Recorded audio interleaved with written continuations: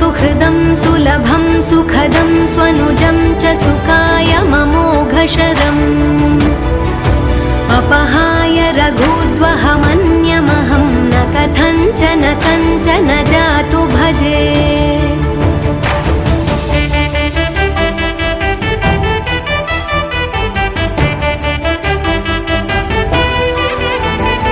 विना वेङ्कटेशं ननाथो ननाथः सदा वेङ्कटेशं स्मरामि स्मरामि।